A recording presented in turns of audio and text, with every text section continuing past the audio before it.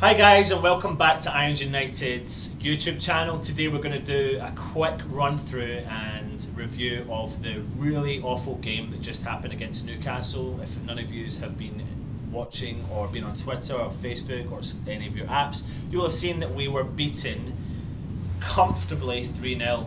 So, first and foremost, I want to make sure that you subscribe to our channel, so please click the link below in the description and subscribe to our channel. But first and foremost, as you can see, we're joined with Rich. So, Rich, first and foremost, Bilic stay or Bilic go? I still can't answer that question at this point because I do love the man, but after today's performance, I wouldn't be surprised if he got the chop. We were awful today in all facets of the game. The players didn't want to play for him. I mean, this is the first time in a long time I've actually had to walk out of watching my team play. I'm that loyal that I'll watch us, even if we're losing 4-0. I walked out when it hit 90 minutes, and I saw the away fans walking out. I did one because it was the awful performance, and quite frankly, the fans, what they saw, to travel all the way up to Newcastle and see that is just disgraceful. Not sure what you think about it, but I'm fuming. I'm exactly the same, Rich. I'm just absolutely done. Like, I'm thinking to myself, what is going on this season? 3 games in, we have conceded 10 goals in 3 away games. It's not good enough. It's really not good enough. We have a defence that 2 years ago looked really solid, and then it's just all gone to pot. We have a manager who was a defender and a good defender, with a couple of coaches behind him who are defenders, who are good defenders. What is going wrong? A question I want to ask you, Rich, is when you see the team news come through, what was your opinion on the team news? I wasn't happy with it. You can't go into a game against Newcastle with 3 defensive midfielders. We have Fernandes, we have Noble, we have young Declan Rice. You can't go into a game against Newcastle with 3 defensive midfielders. It's just common sense. I mean, play one holding midfielder and play Ayew and, I mean, okay, maybe Lanzini wasn't ready, but we went there defensively. You can't go to Newcastle, a team that struggled this season, and go with a player formation like we did. I mean, we were going to go there. The way we set up was for a point at the most.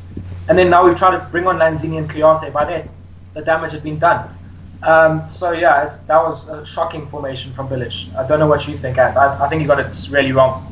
Yeah, for me, I was just so disheartened when I seen the team. I think we were all feeling a bit positive coming into the game. We took some positives from the Southampton game. We had Cheltenham midweek, and we thought, you know what, Sacco came on, he scored a goal, he played well, him and Ayew linked up. Yeah, they were playing against the lower league team.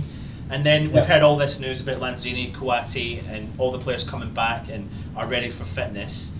And I just think these players are coming on a bit too late. Kouyaté had some game time against Cheltenham, but he only played 20 minutes today. Sacco had some game time against Cheltenham, and he only played 20 minutes today. So why are we waiting until this, what was it, the 70th minute to make a substitution to bring on 2 potentially influential players? It's so frustrating. I looked at that team sheet and I thought, Fernandes, like, what has he done to really deserve to start?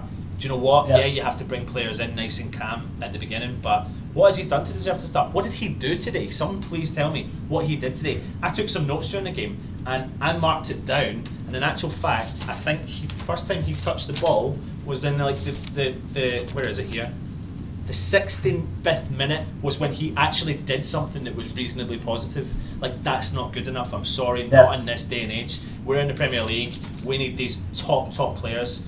Going to pass back over to you. When you look at our bench, Rich, when you seen the team news and you were disappointed, what did you think of our bench? I thought our bench looked promising. I hoped that our starting 11 would have done enough to keep us in the game up until the 60th minute, so we could have brought the likes of Saka and Lanzini off the bench for an impact sub. I thought our bench looked really strong. Why on earth, as you've said, Kouyaté has played in midweek. Why not give him a start? Why bring them to Newcastle if they're not fit? Doesn't make sense to me. If they're fit enough to go to Newcastle, they're fit enough to play, in my opinion. Lanzini came on, he tried his best, but the thing that upset me the most with that game is the lack of intensity from the players. They did not want to play for Bilic today, not at all. They were poor, they were horrible.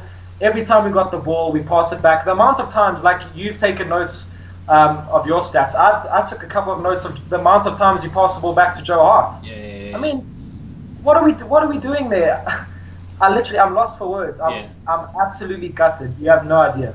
I mean, you can probably tell from previous shows or when Rich and all the guys will tell you that I'm quite a positive West Ham fan. It's really tough to be positive right now. You look at our stats and they read awful. I look at Ogbonna, and as a centre half who's really renowned around the world for being a quality centre half, he panics when he's on the ball. He doesn't really know what he wants to do. I feel a lot safer when the old school centre half of James Collins comes in and has to clean up, and I felt really sorry for James Collins today. I even felt sorry for like Zabaleta and Creswell, because I really think Ogbonna let the team down in the back four today. That's me personally. I don't know if you agree with me on that, Rich. No, I completely agree with you. The jury's been out on Ogbonna. Quite frankly, the last season and a half, I don't know what Slaven sees in him. He's clumsy. He has no pace. In the box, he loves to grapple with strikers. He's just a mistake waiting to happen, in my opinion. Today, he was horrible again. I also feel sorry for Collins. I think he's someone that actually wears his heart on his sleeve, and Zabaleta. I mean, we went into that game today on a hiding to nothing. When you've got Ogbonna at centre-back, you're going into that game, as I said, on a hiding to nothing. And we need to sort out our centre-back pairing, because it's simply not good enough. And with Reed out, I don't see us keeping a clean sheet. And I said it before this game. I said we're going to win the game. We haven't done that at all. I said we were going to concede. I said 1. We've conceded 3. It's disgraceful. It's pathetic, and the fans deserve better. And I don't know if Bilic will stay. Moving up to our midfield, I'm going to mention one name and one name only to you, is Mark Noble. Tell me what you thought of his performance today and what is actually going on. Awful in every single way possible. He brought nothing to us. He did absolutely nothing. When he got the ball, I mean, I'm sorry to sound so negative, because as you are, I'm one of the most positive West Ham fans. But what I saw today, he got the ball, he passed the ball backwards. Every single time he got the ball, he passed the ball backwards. I mean, young Declan Rice, yeah, he's made a mistake for their first goal. But for Bilic to pull him off, I would have kept him on. Take Noble off. Yeah. Noble's got no legs. His engine's finished. I mean, he looked by the 60th minute, he was finished. He was huffing and puffing. He was done. I would have kept Rice on the pitch. Show a bit of faith in him. He's a youngster. He makes mistakes, fine. But to keep Noble, he brings nothing to us. I think, yeah. I looked at Declan Rice throughout the game and I thought he looked really calm on the ball. When he received the ball, he always looked out for a bit of space, looked for the player to pass the ball to. He's going to make a mistake. He's a human being at the end of the day. Yeah. Noble just didn't have the legs today, and the biggest thing that confused me was the fact that we waited to the 70th minute to substitute him. What I thought would have been more beneficial would have been having Noble on the bench and bringing him on for the last 20 minutes when he can give us 20 minutes when we need him at the most. Not in a game like today when we're being beat 2 or 3-0, but on a game when we're winning 1 or 2-0 and we need to defend that lead, and he can come in and he can start being the old school Mark Noble because he's got 20 minutes in him. But let's move on to the first goal. Richard, what did you think of the first goal? Shambolic. Honestly, my hair's all over the place. I literally, what even happened for the first goal? That's how upset I am. I'm trying to remember who scored it again. It was the new man, Joselu. Yeah.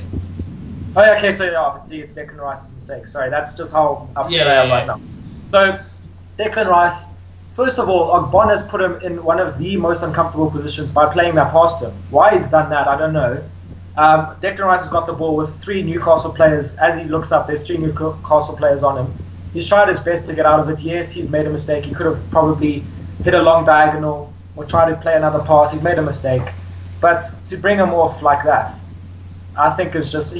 Bilic is so stuck in his ways when it comes to starting Mark Noble, and he just does not have the balls at the moment to drop him. Yeah. I wish he would. God knows why Noble starts every game, because he brings nothing to our side, absolutely nothing. And yeah, the first goal, unlucky Declan Rice. I mean, it happens. And then the second and third goals were just awful as well. Not sure what you think about that. I agree with you on the whole Ogbonna. I think he put Reece under so much pressure. He had 3 players in and around him. And if you're going to make a mistake like that as a centre-half, you need to get back into position very quickly. Ogbonna was nowhere near position. He was out of position all game. He was so many steps ahead of the rest of the line of defenders. And if I was playing beside him, I would have been going off my nut today, because he, for me, was one of the main reasons why we caused lots of goals to go in. Yes, I know I mentioned Noble earlier on. He's not got any legs. Talking about the rest of the midfield, Fernandes done nothing today. He contributed nothing to our game today. I feel like sometimes Ayew gets a lot of criticism throughout the season. Do you know what? Fair play to Ayew today. I think he stuck in a few times, and I think he's just left out on the left wing. to do what he's got to do, and then we can talk about Antonio. I mean, was there a shining light today? I don't know if there was, there probably wasn't, but if you had to pick a positive out today, it would have been Antonio's was creative, he was strong, he was trying to move around the park and create something because nobody else was. Do you agree with me on Antonio, Richard? Yes, absolutely. I completely agree with you. If there was a shining light, and it's very difficult to pick a shining light, would have been Antonio. That man wears his heart on his sleeve. He works 110% every single game. Today he tried really hard and he beats a couple of defenders easily on the right hand side.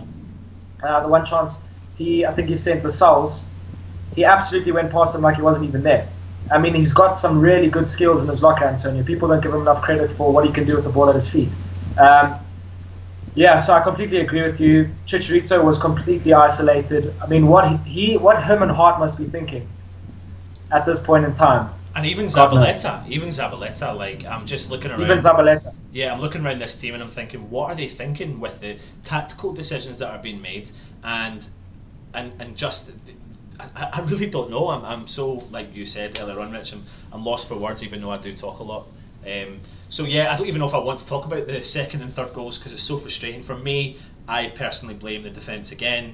I think they were too forward, and every single time Newcastle were literally just pinging balls either over the top of the defenders or through, and no one was there making the tackles. There was a couple of times I seen a few of the replays and I noticed that Cresswell and Zabaleta were the only two that had tracked back to try and clear the ball off the line and leave it. And if you looked at the replay, you would see Collins and Ogbonna so forward. Now, I'm not going to blame Collins for this, but Ogbonna, again, I'm sorry, I'm on the attack. He was so far out of position. In actual fact, I think at one point I seen Noble, Fernandes, and even potentially one of the forwards tracking back further than what Ogbonna was. So for me personally, I'm not even going to talk about the second and third goals because I can see we're frustrated. But let's try and take some positives. Is there positives to take from this game today? At all? No. I literally cannot take a positive from this game. We did not threaten them. Yes, okay, Chicharito's almost scored on the rebound, and he did flipping well to even get the rebound shot away because Cresswell smashed one. Rob Elliott hasn't held on to it, and Hernandez again was there in a flash. He was unlucky not to score. But other than that, we didn't threaten at all. This is Newcastle. We're not talking about a team that's going to finish in the top 8, challenge for champions. This is Newcastle. They have been probably worse than us in the first 2 games. They were awful against Huddersfield last week. So for us to lose in the way we did, I heard Don Hutchison, he was actually commentating on the game that I was listening to, and Don was just saying there are ways to lose. I mean, if we had lost that game 2-1 and we'd throw it in the kitchen sink, fine. But we've been battered by Newcastle. 3 goals away from home at Newcastle. It's pathetic, in my opinion, the way we played. How many more times do we need to play players in positions that aren't working? If you look at Ayew out on the left, he's just left alone. He's not going to be doing anything from there. He's not done anything for the past couple of games. So we need to make a change. Last week you would have heard Liam Sess come on our show and mention Masuaku could have been a good shout to play left wing. Why not? Why not put the guy in and give him a chance? It is worth a shot because currently right now we have nothing there. We have nothing. For me personally, it was great to see Lanzini come back, but I think for the third goal, when you see Lanzini right in the corner trying to make a tackle and he loses possession, I'm not going to blame Lanzini for that, but why is he in that position? Because no other team member's going over to take that position away from Lanzini, and that's the biggest thing that concerns me, and moving forward we need to change it. So if we are moving forward and we don't have positives to take, Rich, we have how many days to the transfer window? 5 days that are going to close. What do we need? Will Bilic be in place for this? If he is going to go, he needs to, and when does he go? And if he's not going to go, what do we need? Over to you, Rich. Problem is, if we do get rid of Bilic, who comes in? That's something you've mentioned. I don't know of any managers that are available currently that would come in and do a job for us. I really don't. That is one thing. 2, I think the Carvalho deal apparently is done. We're not going to get him. I think there's been a bit of a mix. Rich, sorry, just to interrupt you there. I think there's been a bit of a mix-up with this deal. I think some Sky Sports had quoted a specific account that had announced that the deal was off, and I think there's a bit of kind of confusion about the deal. So I think the deal is 50-50. So I think there's still an option there. Okay. If we do get the Carvalho deal over the line, I think that'll be a big signing for us. I really do. If we do have to pay an extra 3 million or 4 million, just do it. In my opinion, just get it done. Yeah. Why are we beating around the bush for 3 or 4 million? That's nothing in today's money's terms. It really is nothing. So get that deal done.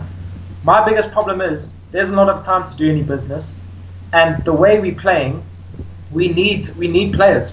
I mean, at the back we are awful. Our centre back pairing, we have too many centre backs, and they're not good enough. They're not good enough. It's simple as that. Font was a horrible buy. When we first got him, I thought he'd be decent for us, but he's been horrible. So really, defensively, I don't see where it improves for us unless Reed comes back and plays alongside Collins. Maybe then there's hope. Yeah, that's. I think you've got the problem I've got with that is the fact that maybe King Collins, does he have the legs for the full season? And then we're probably going to get injuries, and I'm just not happy with the defence at the moment. And there are some players out there, we've discussed it in previous weeks, Smalling, Sacco. Maybe it's time we just actually put a right big bid in, get one of these players in and put a right good mix up in the defence, because maybe it's time for a change. 2 seasons in a row, we're shipping goals, 10 goals in 3 games, something needs to be done. Me personally, I'm still not blaming Hart, because I feel like he did make a few good saves today. Someone had mentioned on Twitter that he put the ball out in front of himself, and Sabaleta had to come in and clear the ball away. Sometimes that happens, so I'm not panicking on his front yet. But our centre halves are a big issue for me right now, and yeah, that's something we need to address moving forward into the transfer window. For me, yeah, it's fine when people say Bilic has to go. But who is out there to replace him? Who do you want to come in if he doesn't go? Will he walk? Will the board push? Another concern I've got, and I'm just going to say it because it's been winding me up so much, we have spent some money, but we have also sold a lot of players. Rich, do you agree with me? We've got something like a 10 to 14 million pound net spend. Yeah. Should we be investing a lot more money in this transfer window with 6 days to go? I think so. I mean, a 14 million net spend is nothing. It really is nothing. As you said, we've shipped a lot of players. So why not? Why not bring in more names? The problem is getting them to gel quickly. I mean, Arnautovic has gone and got himself a red card, so he's suspended. Chicharito is going to be massive for us this season. That was one signing that I was so happy we got over the line. But he's also looking so isolated. I don't know if we'll get any business done, personally. Maybe Carvalho, but that's it, in my opinion. I don't think we get anything else done. We're leaving Chicharito up top, isolated. We're not playing to his strengths. We've been down this route before. When we get a top quality player on our ranks, we need to play to his strengths. Therefore, that means we maybe need to buy in and around the squad to create that. If we're not going to buy, then we're in for a long, hard season again. If we are going to buy, we need to buy soon, fast, quality players. There are some available out there. We've mentioned some names in the past. Let's get Carvalho over the line. Let's buy some creativity. Let's buy another forward, and let's get another centre half in. There's things that we need to do in this window, so let's get them done. Right, guys, I think we've ranted enough. It's been a tough day today. Please make sure you comment below. Let us know what you think of the videos we're putting on. We'll be back with our preview show in the next couple of weeks, and a few other things coming up on the page. I have been Anton. And I'm Rich. We are Irons United.